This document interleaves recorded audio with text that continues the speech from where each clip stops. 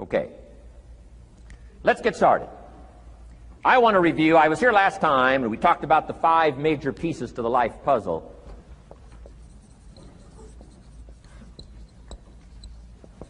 And I just want to review those because it lays such a good foundation for all the rest that I want to share with you today. We got a lot of subjects to cover, so we're going to go rather swiftly, okay? Put on your mental track shoes here and run with me today, because I'm going to deal mostly in concepts. Expect you to, fill in a lot of the details, because I've got a lot to share. I want to get through it all. But let's lay this foundation again of the 5 major pieces. Happens to be the title of my latest book. But I think it is so valuable in laying a foundation. It's some of the things I learned between ages 25 and 30. The teacher who taught me so well. He dealt in these fundamentals, we call these fundamentals. We call these basics. Basics for sports, fundamentals for sports, fundamentals for your business, fundamentals for the way you deal with your family, a few simple things. Few basic things that if you practice every day can make all the difference in the world, how it works out. I boiled it down to 5 major pieces to the life puzzle. Let's just review those. Number 1 is philosophy. Philosophy, as I taught the last time I was here, philosophy, in my personal opinion, is the major determining factor in how your life works out. Philosophy, the major determining factor in how your life works out. Philosophy. To form our philosophy, you got to think. You got to use your mind. You got to process ideas. And this whole process over a lifetime, starting way back here when we were children, schools that we've attended, our parents, our experiences, all this stuff that we've processed by the thinking process helps to develop our philosophy. And in my opinion, each person's personal philosophy is the major factor in how your life works out. Here's what I called it in that last presentation when I was here. It's called the set of the sail. Each person's personal philosophy is like the set of the sail. Now, I used to think it was circumstances that ordered my life. If someone would have asked me at age 25, Mr. Rohn, how come you're not doing well? Pennies in your pocket, creditors calling, nothing in the bank, behind on your promises to your family, you live in America, 25 years old, got a beautiful family, every reason to do well, and things are not going that well for you. What is wrong here? It would not have occurred to me to blame my philosophy. I mean, it would not have occurred to me. Saying, well, I got this lousy philosophy, and that's how come I got pennies in my pocket and nothing in the bank, and things aren't working well. That would not have occurred to me. I found it much easier to blame the government. Much easier to blame the tax problem. I used to say taxes are too high. Top tax rate when I first started paying taxes, 91%. Back then, when your income reached a certain level, all your income over that, 91%. So I used to say that's too high. Now, the top tax rate's about 33%. But people are still saying what? Taxes are too... See, but you can't use that anymore. If it's gone from 91 to 33, how could it be too high? Come on. I threw all that old excuse stuff away. Some people found it, though, and they're using it these days. My old list. I used to blame the traffic, the weather, used to blame circumstances, right? People say I'm too tall, I'm too short, I'm too old, I was raised in obscurity, raised on a farm, parents of modest means, all the stuff. If you were to ask me, how come you find yourself here, Mr. Rohn, age 25, living in America, land of abundance and opportunity, pennies, zero in the bank, not doing well, creditors calling, it would not have occurred to me to blame my philosophy. I found it easier to blame the company policy. I used to say, if this is all they pay, how do they expect you to do well? So I figured that, my future was going to be tied to what everybody else was arranging, the economy and, right, interest rates. I used to say things cost too much. That was my whole explanation, not my philosophy, until my teacher taught me better that this is where the problem was, my own personal philosophy. Here's what's exciting about each person's personal philosophy. That's what makes us different than dogs and animals and birds and cats and spiders and alligators. That's what makes us different than all other life forms. The ability to think, the ability to use your mind, the ability to process ideas, and not just operate by instinct. In the winter, I'm telling you, the goose can only fly south. What if south doesn't look too good? Tough luck. It can only fly south. But see, human beings are not like a goose, can only fly south. I mean, you can turn around, go north, you can go east, you can go west, you can order the entire process of your own life. And we do that by the way we think. We do that by exercising our mind. We do that by processing ideas and come up with a better philosophy, a better strategy for our life, goals for the future, okay? Plans to achieve those goals. All this comes from developing our philosophy. Philosophy helps us to process what's available. Well, when we get here, we got seed, and we got soil, and we got some rain, and we've got some what? Sunshine, and we've got some seasons, and what? The miracle of life. Now, the key is, what do you do with all this stuff? How do you turn all this stuff that's available here into equity and promise and lifestyle and dreams and future possibilities? All of this that's possible now with human beings, how do you take all this stuff and turn it into this equities and values? Well, it starts with philosophy. What is the seed? What is the soil? What is the sunshine? What is the rain? Is it possible to take some of each of all the stuff that's available and turn it into food and turn it into value and turn it into nourishment and turn it into something spectacular and unique that no other life form can do? And the answer is yes. But you cannot deal with all this stuff and what to do with it unless you start refining your philosophy. Think, use your mind, come up with ideas, and strengthen your philosophy. So the seed and the soil and the rain and the sunshine, this is called, the economy and the banks and the money and the schools and everything that's available out there, processing information, what to do with all that, and turn it into equity and value. That is the major challenge of life, my personal opinion. So each person's personal philosophy now is going to determine what you're going to do with seed and soil and sunshine and rain and miracle, the change of seasons. That's it. My personal opinion. Each person's personal philosophy is like the set of the sail. That's what this seminar is for today.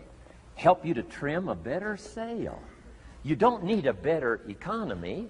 You don't need better seed and soil. In fact, when it comes to seed and soil and rain and sunshine and seasons and the miracle of life, that's all you got. Now, what if you blame this stuff? Then you're blaming all you got. If you blame the economy, and you blame the schools, and you blame the teachers, and you blame the sermons and the preachers, and you blame, the marketplace, and you blame the company and company policy, what else is there? When some people get through with their blame list, there isn't nothing else. That's all there is. And if you blame the only thing you've got to work with, I'm telling you, it's called mistake colossal. In not understanding that that's all you've got to work with. And if this is all you've got to work with, then you don't change the seed, and you don't change the soil, and you don't change the rain, and you don't change the sunshine, you don't change the seasons. Right? Guy says, I'll take 3 springs, 4 summers, 9 falls, no winters. No! You can't fool with this stuff. You got to take it like it comes. Then what do you change to make your life work well? You got to start with your philosophy. Guess what I had to do at age 25 in order to change my own future? I had to change my mind. I had to change my thinking. I had to change my philosophy. I was messed up on what was causing my problem. And once I got that straightened out, that all the stuff I blamed, the government and taxes and the marketplace and the economy and things cost too much, negative relatives, cynical neighbors, once I got rid of that and started going for where the real problem was, which was me, I'm telling you, my life exploded into change. My bank account changed immediately. My income changed immediately. My whole life took on a whole new look and color immediately. And the early results I got from making these philosophical changes tasted so good, I've never stopped the process from that day until this. And I'm telling you, with a little consideration of the refinement of your sail, by setting a better sail, refining your philosophy, your whole life can start to change from today on. You don't have to wait till tomorrow. You don't have to wait till next month. You don't have to wait till spring. Don't have to wait till 93. You can start this whole process immediately. I recommend it. Now, some people do so little thinking, they don't even have their sail up. I mean, you can imagine where they're going to wind up at the end of this week, at the end of this month, at the end of this year. Now's the chance to change, process all this information. So number one is philosophy. Okay. And we dealt with all that, where we get ideas from personal experience, from other people's experiences. I don't want to get into all those details because we covered that the last time I was here. But philosophy, that's number one, my personal opinion. Each person's personal philosophy. Here's the definition of success and failure. Just make this note. Here's failure. A few errors in judgment. Repeated every day. Now, you can automatically assume, Mr. Rohn, I say, I can understand that. A few errors in judgment repeated every day. For 6 years?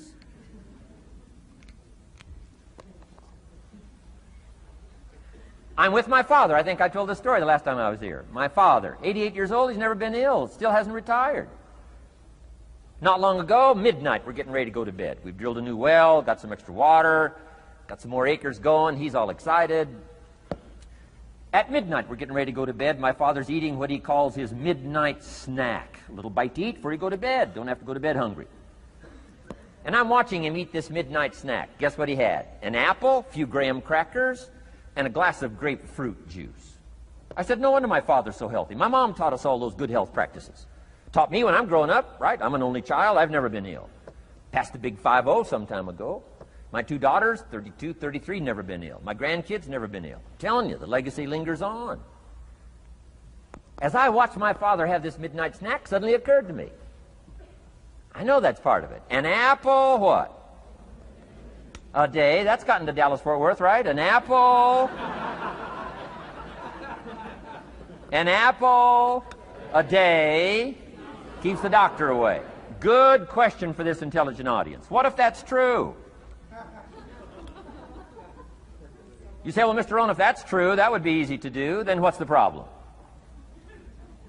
It's easy not to do. It's easy not to adopt it as your own personal philosophy. Or the guy messed up the saying.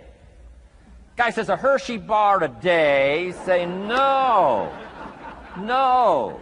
You've been watching too much television.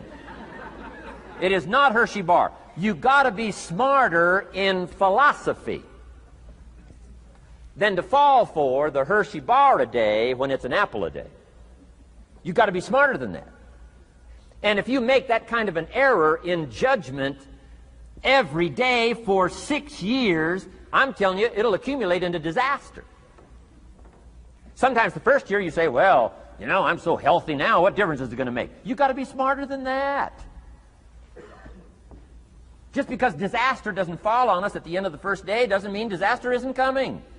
You've got to be so smart that you look down the road and say, will the errors in my present judgment of philosophy, what's that going to cost me in 1 year, 6 years, 1 month, 6 months?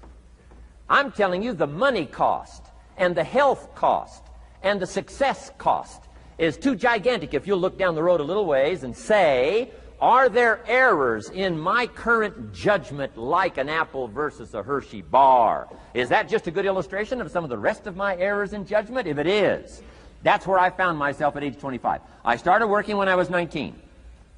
I met my teacher who helped turn my life around when I was 25. That's 6 years. At the end of the first 6 years of my economic life, I've got pennies in my pocket. I've got nothing in the bank. The creditors are calling saying, hey, you told us the check was in the mail. I'm embarrassed. I'm behind on my promises. I live in America. I'm 25-year-old American male. I got a nice family, every reason to do well. And I'm messed up. Now, what's messed up? I used to think it was the community that was messed up, and the country was messed up, and the government was messed up. If those Democrats ever get in the White House, that'll really mess things up. If the Republicans stay in power, that'll really mess things up.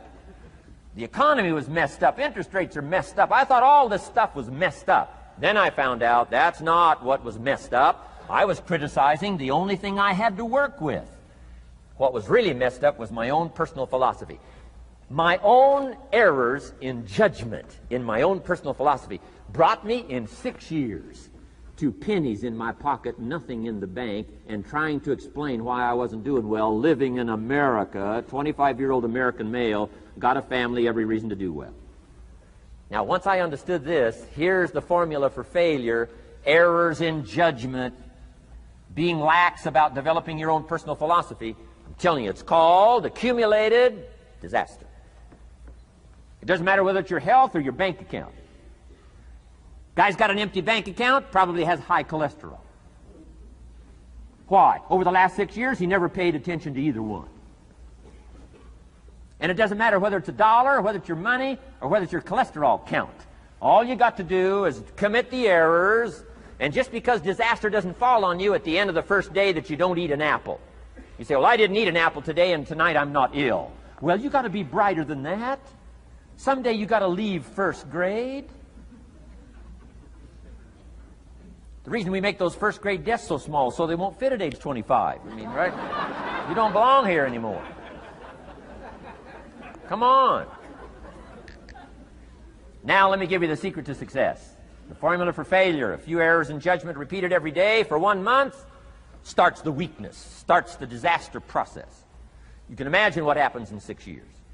Now here's the formula for success: a few simple disciplines practiced every day. And you've started a whole new process called a whole new life. A few simple disciplines practiced every day. And if you decide today to go for the apple instead of the Hershey bar, I'm telling you, you have begun the process of turning your life around. And if you keep up that process, not only with your health habits, but with your money habits and with your communication habits, with your sales habits and management habits and every other habit that you've got, if you'll start that process, eliminate the errors and replace it with disciplines practiced, I'm telling you, you can start this process of life change immediately. After today, you don't ever have to be the same again.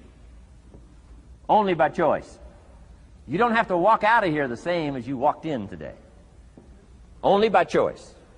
You can start a whole new process. And you say, well, Mr. Rohn, is it that simple? Yes, it's that simple. Where else would you start but with an apple? You don't have to start with something staggering. What if you should be walking around the block for your good health and you don't? What'll that do in 6 years?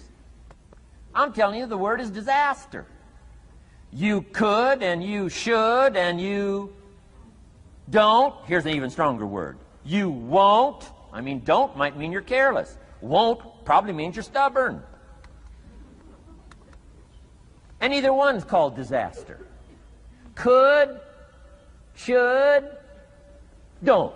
I'm telling you, that's why at the end of 6 years, I found myself with pennies in my pocket, nothing in the bank, creditors calling. Could, should, won't. Could, should, don't is called disaster. Now, how do you change all that?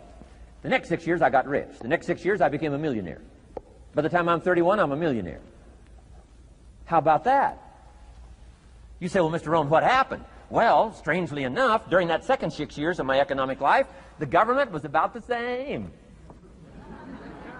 I'm telling you, taxes were about the same. My negative relatives were the same. I'm telling you, the economy was about the same, and prices were about the same, and everything else was about the same.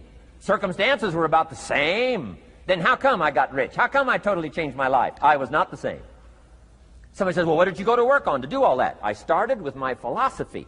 I started amending my errors by doing some better thinking, changing my mind, coming up with ideas that I didn't have before I met my teacher. And once that whole process started for me, I'm telling you, I changed my whole life. Within a 6-year period, I was never the same. And I've kept up that process all these years. One of the reasons why I'm here is to continue my craft. I don't want the day to come someday somebody says, you should have heard Jim Rohn 10 years ago when he was really terrific. Guess what I want people to say? I heard him 10 years ago, but you should hear him now. I'm telling you, the man works on his craft. I'm telling you, the man's done some extra reading. I'm telling you, the man doesn't miss a trick. I'm telling you, he's worked hard on himself. That's why he's able to deliver like he does. The same thing can happen for you as a teenager. It can happen to you as a mother, as a father, as a business person, as a salesperson, running a business. Doesn't matter. Management, wherever you find yourself. This is the process called personal change. And what I say to start with is, start with your own philosophy. Your philosophy is going to determine whether or not you go for the disciplines or continue the errors that's called potential disaster. And everybody has it within their power. Well, it was so happy for me to find out at age 25, Mr. Shoaff said, Mr. Rohn, you don't have to change countries. But you do have to change philosophy. And if you'll change philosophy, not country, you can turn around your income, you can turn around your bank account, you can turn around your skills, you can become capable, powerful, sophisticated, healthy, influential, all the other equities that you could possibly want out of your life, using the only stuff there is and not trying to change any of this stuff. Appreciate all of this stuff with all of its ups and downs, with all of its mystery of why it works and sometimes it doesn't work. Don't challenge this. You don't have to ask for another planet. You don't have to ask for another country. Just ask for another book. Ask for another seminar. Ask for another idea. And you can start this whole process of personal life change. Now, I could spend the whole day on philosophy, because that's where it is. If I could get you intrigued with that enough to study it, enough to ponder it, to where you would pick up the commitment like I did and say, hey, as simple as an apple a day, as simple as a walk around the block, why not start right there? If you don't start there, where else are you going to start? Might as well start where it's easy, and then go to the more complicated disciplines. Because if you can't handle the simple disciplines, how can you handle the complicated ones? Okay. Key. Philosophy. Here's number 2. I got to give these now very quickly because I got too much to cover here to linger too long. Number 1, we're affected by philosophy. First major of the 5 major pieces. Number 2 is attitude. We're affected by how we feel. First, we're affected by what we know and the decisions we make. Second, we're affected by attitude. How we feel.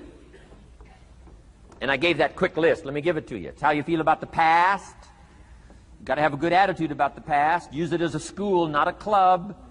Don't beat yourself to death with your past. Faults, failures, losses. Let the past be a school. Harsh school maybe. What else is new? Let the past be a school master to teach you. Not to threaten you, but to teach you. Okay. Next, it's how you feel about the future. Set your goals. We'll talk a little bit about that before we finish today. Goal setting. The promise of the future is an awesome force to affect your life every day.